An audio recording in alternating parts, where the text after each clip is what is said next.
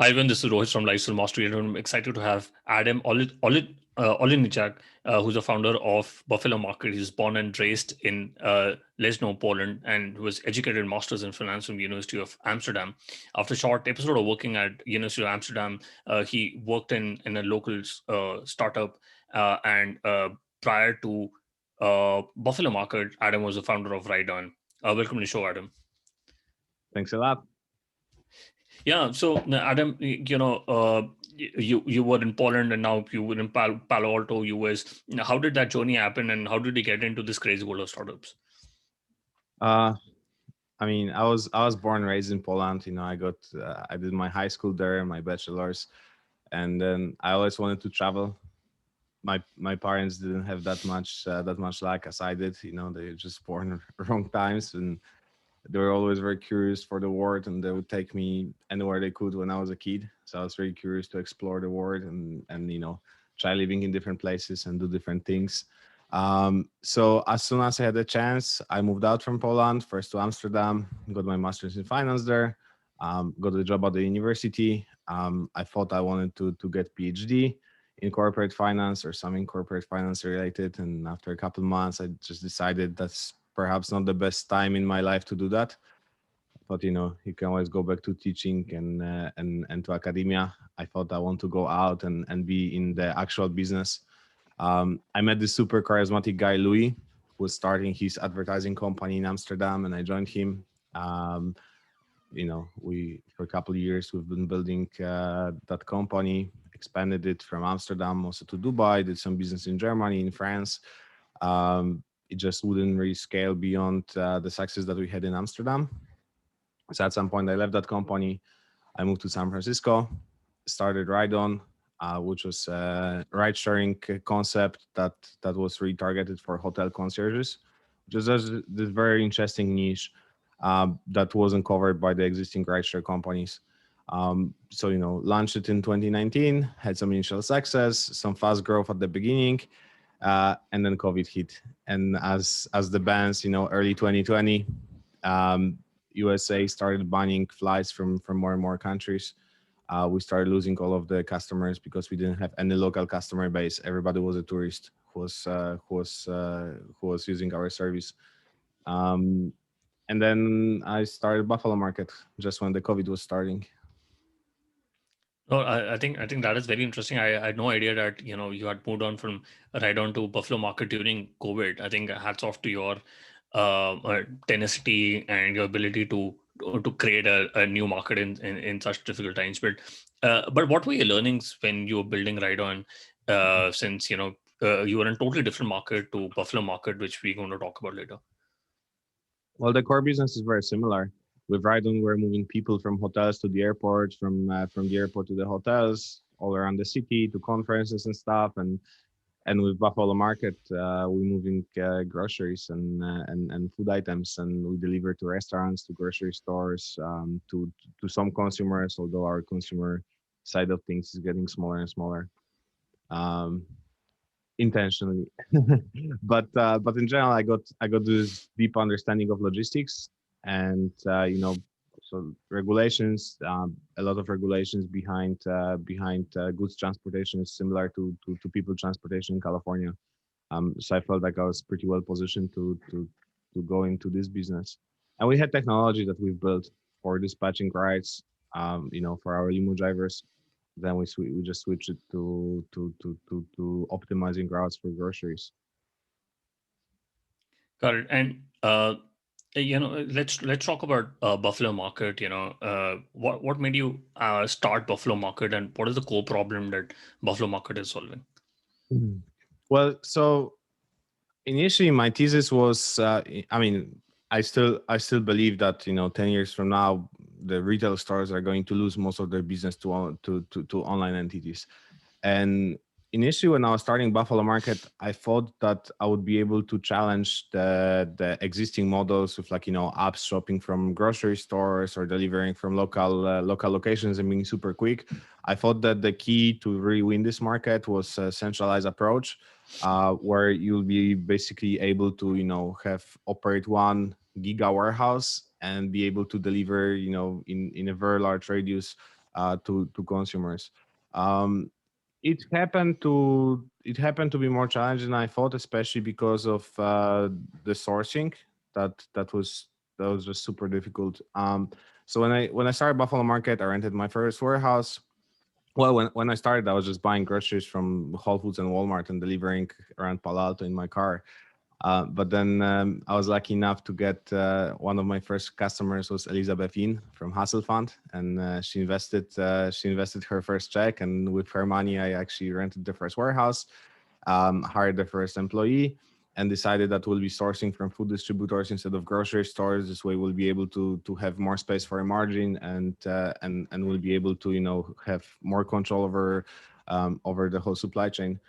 What I didn't know is that the food distribution market is just so difficult.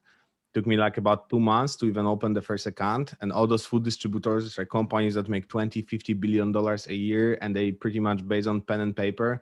And even their online side of things, it's not really the kind of online you would expect from a $50 billion company. So it was just so difficult to source items from food distributors. And then I started contacting the producers directly, getting amazing prices compared to what distributors were charging.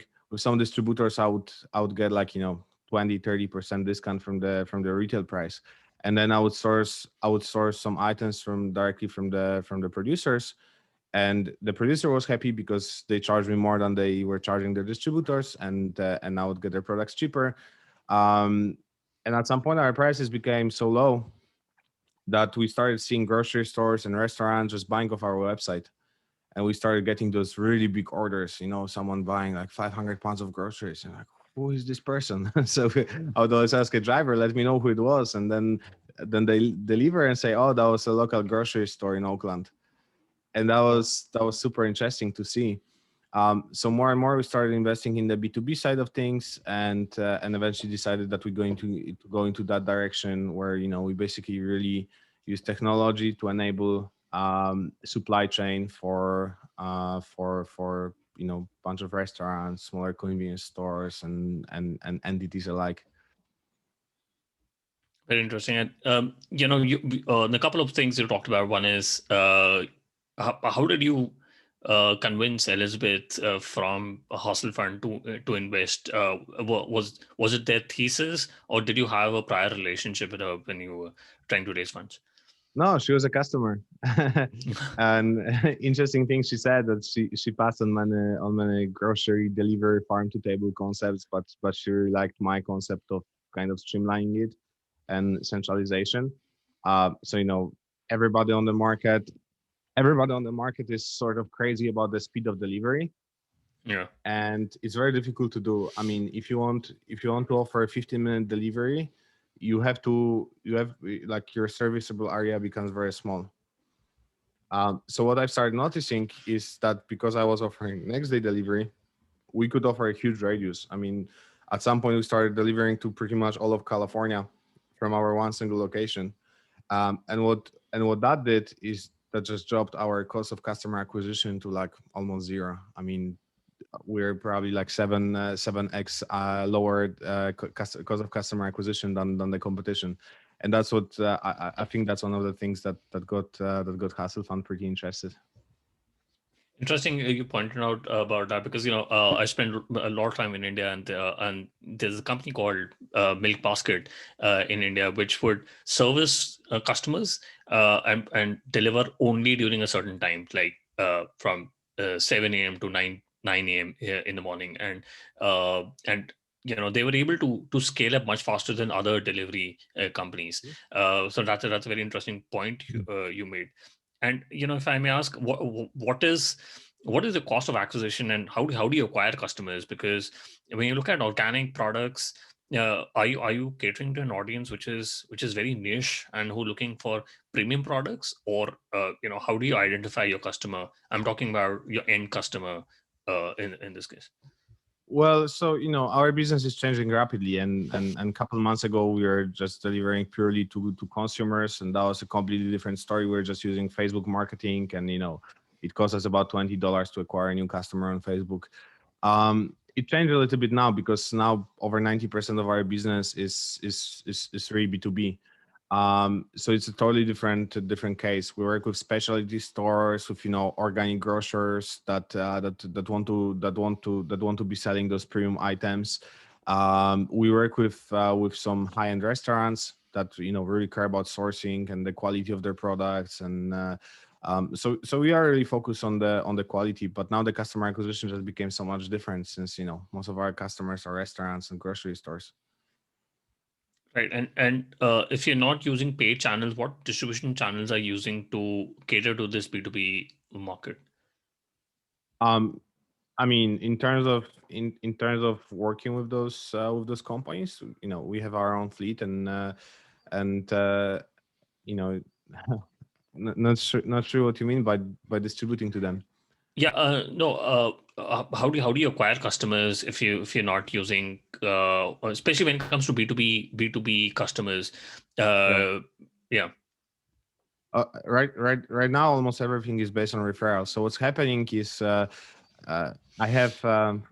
Let me just give you an example. I had this person in Los Angeles who wanted to carry those really premium nice mushrooms that we have. So I reach out to the supplier. It was like, okay, I have this restaurant. They want high volume. We need to ramp up the orders that we're getting. The supplier was so happy. We started serving the restaurant. The restaurant was happy. They love those mushrooms. Next thing happens is the producer is calling me, be like, hey, I have another restaurant that called me directly, and they would like to start buying from me, but I cannot deliver to Los Angeles. Can you do it for me? I'm like, yes, sure. We started delivering to the second restaurant. That restaurant then started also ordering milk from us, and butter, and flour, and and bunch of other stuff, and then referring the other people. So we get referrals from both sides of the market. Vendors from who we purchase, they're getting a lot of direct inquiries, and in most cases their business is producing food, not distributing it. So if it makes sense for them, they pass those customers to us, and we acquire a lot of customers for those referrals. And also on the restaurant side of things, you have to understand, especially with smaller restaurants, a lot of them buy from actual grocery stores. Some restaurants will be buying half of their things from Instacart, and the other half they would go to Costco or Restaurant Depot, one of those business oriented grocery stores, but they're still grocery stores. And we offer competitive pricing. We have some programs with very long payment terms, and we offer free delivery 5 days a week. So it's really a no-brainer for a lot of restaurants to start buying from us. very interesting. And I read that a lot of the food, when it is being distributed to the end customer, goes to waste. Why? Just for listeners who may not know about what entails into distribution. Why do you think so much food goes to waste? I think it's close to 40%. So think about tomatoes. Uh, think about seeing this beautiful pile of tomatoes in a grocery store. Yeah. Tomatoes, especially when you talk about organic produce, it's a bit different. Conventional, they use so much chemicals and genetically modified foods that the story is a bit different. But especially organic, you really have to provide perfect storage conditions for your products, especially if it comes to vegetables and fruits, to extend the shelf life and minimize waste. So tomatoes. To store tomatoes for an extended period of time, they have to be in a dark, very humid room with a lot of airflow and temperature about 50 to 55 Fahrenheit degrees. So I think 8, 10 Celsius degrees. If you would think about a grocery store that's dark, humid, windy, and the temperature is 50 Fahrenheit degrees, that's not really the conditions that the grocery store could operate in. So since we don't have any storefront, the way that we store all the products are really optimized for them. We have separate room for each kind of vegetables, so we don't keep our bell peppers close to our tomatoes. We keep perfect storage conditions in those refrigerated, humidity control, wind flow controlled rooms, and that really allows us to extend shelf life of all the products. Got it. And I spoke to an Indian investor, and how it happens in India is we don't have an organized way of making sure that farmers are able to reach out to the end customer. And there's a lot of debate because of the new farm bill which is gone in India. But what do you think hasn't changed in the US agri-tech space, or what do you think might change in the US agri-tech space in future? I mean, I really believe that the market is going towards buying more and more of groceries online. I think what we've seen on the commodities market. People buying shoes, clothes online, something that you wouldn't think about 10 years ago. I still never bought shoes online, but I know a lot of people do. I think the same trend is going to be happening in food, and it's already happening in food. If I think about the food market 10 years from now, I think we'll see something very similar to what we see on apps like DoorDash and Uber Eats right now, which is basically you have hundreds of local restaurants that can deliver you all kinds of foods. I think the same is going to happen on the grocery market, where basically you'll have a bunch of very small retailers who are set only to be selling online, and they can provide much more information to the customers and much more background on the product. I think one of the issues is when you walk into a grocery store, you see a tomato. The only thing about it, maybe what you see on this small price tag, country of origin, and that's all you know about this tomato. When you're selling groceries online, you can expect whoever you're buying it from to have much more information available, some product descriptions, maybe some pictures from the farm, information about where the product is coming from. You can expect that service will have customer support that will be knowledgeable about the product.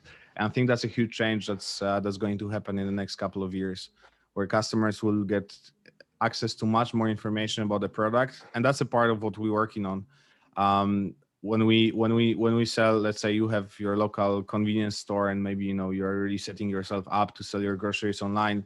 When you're buying from us, we deliver you like all kinds of information about the product, FAQs in case of your customer support is being asked questions about the product, and we educate you how to store those items, and that's something that traditionally wasn't present in the food market. Got it. And yeah, do you think because of new uh, products that which just come up in the market like synthetic meat and a lot of other new agri-tech technology, do you think uh, there'll be less pressure on farms and farmlands going ahead, and a lot of this uh, agriculture products will be organic, but a lot of could also be synthetic. For example, we'll be seeing a lot of interest in plant-based burgers, synthetic meat burgers. What are your thoughts on that? Yeah, so one of the questions I like asking people is, and I know you are in UK, so maybe it's different for you, but here in the USA, is when have you seen a new candy bar or a new kind of soda drink at a gas station? Uh, and the answer is probably, I don't remember a new candy bar at a gas station. And the reason for that is that, a lot of market is really set in a way that they've been working for years. And, a lot of smaller purchasers still use their notebooks and just in order to reorder from the same supplier what they've been buying for years. I think that this new online wave of doing business is really bringing a lot of innovation. We see a lot of great companies that are just coming to the market. We're working with some amazing new founders who just founded their consumer packaged goods companies, trying to get them to retailers, trying to get them to the market. I think that's going to be a huge change, where you just get access to all those products, because there are millions and millions of amazing food companies that you'll never even see at a grocery store. And I think with all these D2C models and delivery apps, etc., they will start becoming much more visible. And it's a part of our mission. We really want to discover great companies, and present people with amazing products. Interesting. And you've been looking into expanding into new markets. What is the framework when you look at expansion plans into new markets? Well, so we are, for the next couple of years, we are super focused on California, just because, for a couple of reasons. California is an enormous market. I mean, food service and groceries is almost $200 billion market a year. So, we have a lot of growing here. And as in any kind of logistics business, you need to have good density to have reasonable, reasonable amount of cost. So we really focus on expanding in this California market. And as we grow forward, we'll still use California as our main hub, because 80% of all the produce in the United States is grown in California. It's just, a huge farmland. Most people overseas think about California, Hollywood, Los Angeles, San Francisco, but most of California is just farmlands and thousands of miles of farmlands. So we really want to, keep our California focus, and then when we'll be expanding, we'll probably look at new markets in a similar way that we've been growing here, opening one warehouse, let's say somewhere halfway from even Chicago and New York, to be able to service those both markets from the same location. Got it. And you've recently raised a seed round. What are you looking when you investing into new markets, and what is the money to be used for? Well, so we're really developing our business here in California.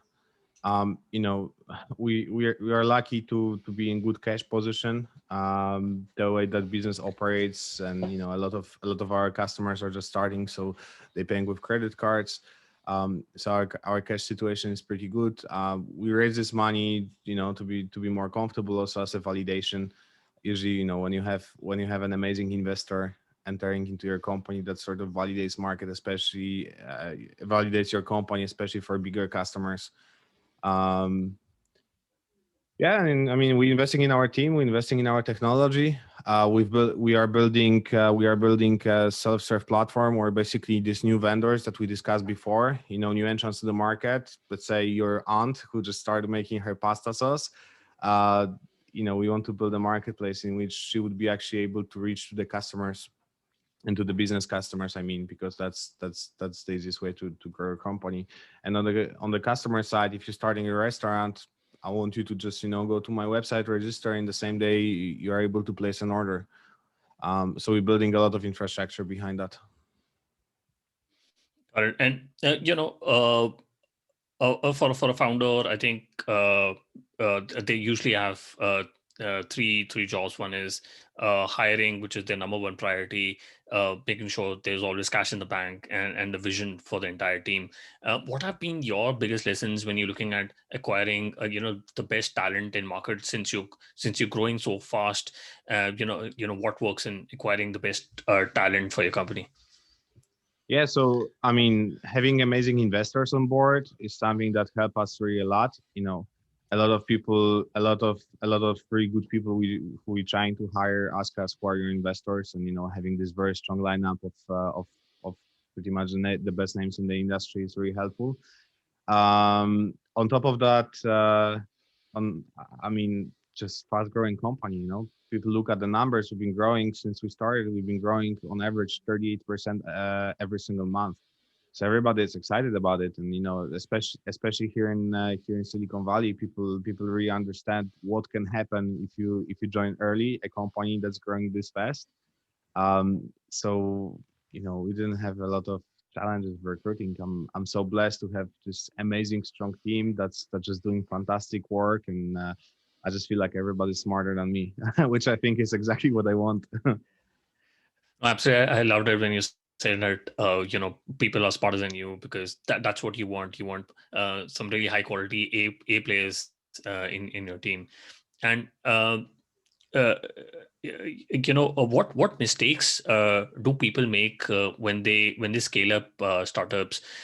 Since you in a hyper growth stage, I know it's been just less than a year for you, but did you find any mistakes people make when they're trying to scale up too fast? Since you have already identified that you will be servicing the California market for now, but what are the mistakes usually people make? I don't feel like I'm really positioned to talk about other people's mistakes. I know a lot of great founders. Some of them succeeded, some of them did not. I think what is making us successful from the very beginning is that we just keep trying new things, but doesn't matter how much work we invested in something. If it's not working, we just say, okay, forget about it. We move over to the next thing. um, which is very difficult for a lot of founders to do. I've seen, a lot of my friends having amazing companies who got just so stubborn on one of their ideas because they're like, no, this idea is so good, it has to work.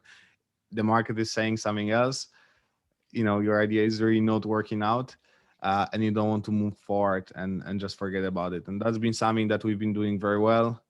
Um, you know, okay, we spent 2 weeks working on a new project and everybody put a lot of effort and heart into that, and we see that nobody wants this feature, or nobody wants to buy into whatever we just built. Just forget about it, cut off our losses. I think that's very important, to stay nimble, and um, I think not being able to do that is a big danger when you're running a startup. Right. And for I want to talk about since you had an inflection point during COVID, and you were able to take it from 0 to 1, and also raise funds for your company. What advice would you give to founders who are looking at raising funds over Zoom during COVID times? I actually loved it. I mean, it was so much easier. I raised money for my previous company in the companies in the past. It wasn't as much money as we did raise this time. But in general, you know, I feel like a year ago, if I was trying to meet with a VC and they would say, "Oh, let's do it over Zoom," I would always feel like, "Oh, they don't think I'm worth their time or whatever," and that was always a negative feeling. And this is just amazing. I mean, I was able, without traveling anywhere, I was able to meet with people down in Southern California, in Northern California, some investors on the East Coast, some investors in Europe, in the Middle East. And we were able to talk with people all across the world within just couple of short days. And at the beginning, it was a bit stressful, not being able to see people reactions in the way that you normally see them. And but I feel like everybody's getting so used to it now. Yeah. I actually love Zoom. I used to always feel like, oh, that's something you do if someone doesn't have time for you. but Yeah. uh, but I take it as something super positive now. And in general, you know, I mean, as long as you have stable internet connection, I Yeah. highly recommend an Ethernet cable. That helped me with my meetings a lot. A good microphone, a good camera. Just try to look okay, and I actually find it so much easier to do it over Zoom than in person. Very interesting. And yeah, during COVID, a lot of startups have now become remote. Do you think startups need to be in the Silicon Valley or Palo Alto, some of these places where investors are going to be, or because you're catering to the California market? Do you think Buffalo market needs to be in a specific place, or you got to be in California and work from there? I mean, our customers are in California. I do think that Silicon Valley is losing importance now in terms of geographic location. I just see so many people moving out, and I would walk around with my dog and I see just a bunch of trucks, people moving out, and every second building, every second house has for lease sign in front of it or for sale. Um, I d- I do think it's very difficult to raise money in Europe. I've been there. I had an Amsterdam-based company, and just the level of risk-taking of European investors versus American investors and the amount of capital available, um, I mean, you just can't compare it. So I do think it's so much easier to be in the United States. I feel like you have to have Silicon Valley based network to be able to really succeed. Uh, but it doesn't you don't have to live here anymore. It used to be like that. You're meeting all the investors and all other founders on the events, and you see them in the grocery store, and uh, you know. Uh, but now during COVID, I don't think it matters. I think the best thing you could do is get even a small pre-seed stage investor who's really well based in Silicon Valley, and not even in the sense of a location, but who just has a powerful network over here. And if you do the right things, they will be able to introduce you to everybody. So I don't think you really have to be physically here. Interesting. And Adam, you have a passion for motorcycles. Did you get the chance to ride motorcycles during during the last 1 year or so? Yeah, I mean that's one thing that that COVID didn't take from us. I also love tennis. I play a lot of tennis, but for a couple of months, all the courts were closed. So I mean, riding a motorcycle, I'm lucky just here by Palo Alto. There's this beautiful Santa Cruz Mountains and a lot of really amazing places to take your bike to for a spin. On a Sunday afternoon. So that's always something that helps me refresh my mind. Interesting. And I just want to quickly do the top three. What's your favorite business book? Um, my favorite business book. I would certainly say Blitzscaling by Chris Yeh and Reid Hoffman. I'm actually lucky. Chris has been my friend and a mentor for a very long time, and I learned so much about him. I think that a big part of our success really is really thanks to Chris and everything I learned from him. So for people who are not as lucky to have such a great mentor, I think their book like really can be like a bible for building a startup. Absolutely. I think I love that book. We'll put that in the show notes. And, Adam, if you could go back in time when you started your startup journey, or when you started Buffalo Market, what is the one thing you've done differently, or, worked on it in a different way? It's That's a difficult question. I mean, just like I said before, our whole journey has been trying things, failing, and or maybe not failing. Well, we didn't really have any big failures, but everything has been quite successful so far. But we've been trying things, seeing what works, what doesn't work, pivoting very quickly. And I actually think that this is what got us so far in such short period of time, being able to like really take very limited input from the market and be like, okay, that doesn't work, that's not going to work, let's go back, let's try a different model. So I think I actually did this work in trying over and over and over with all different models, and starting from everything, where we source our products from, what products we source, how much of what's our product mix, how do we deliver, what's our minimum delivery, minimum order for delivery, what kind of customers we're going after, all those things. We've been just constantly pivoting over and over and over. Got it. And do you have any favorite online tools, example, Gmail, Slack, Zoom? uh I I'm actually not that great with Slack. um I'm using a bunch. I really like Superhuman. Helped me really streamline my work in terms of like all the emails I'm receiving. I'm a big fan. Funny thing, you live in Europe, you're used to really good, really amazing banking services. In the Yeah. USA, that doesn't really look that great. So I'm really happy. Imad from Mercury Bank was one of my Yeah. investors, and I'm using Mercury Bank. Well, It just made my life so much easier. I mean, moving from Europe where the banking services is so amazing and it's just so normal for me, I just go online and do whatever I need online. When I first moved to Silicon Valley, I actually had to go to a bank and fill handwritten forms, and the whole process is just so crazy. So I think what Mercury Bank is doing is amazing, and they're definitely saving me a couple hours a week of standing in lines at the bank. oh, that's really interesting. I had no idea that the fintech space wasn't that evolved in US, but Yeah, uh, I mean, I have bunch of paper checkbooks, and I don't think that's anywhere close to secure. When you can just write your name and whatever amount on it, and for the signature, you'll be able to cash it and actually walk out of a bank with cash. It's just a strange system, and online wires, all this stuff. It doesn't work as great in the USA as back in Europe. So, Mercury Bank is really solving those problems for me. got it. And I hope somebody listens to the interview and solves the fintech problem there in US. Yeah, and Adam, what are the best way people can reach out to you and know more about a Buffalo Market? Sorry. Yeah, What if people want to reach out to us? yeah. Always LinkedIn is a great way, or info@buffalomarket.com.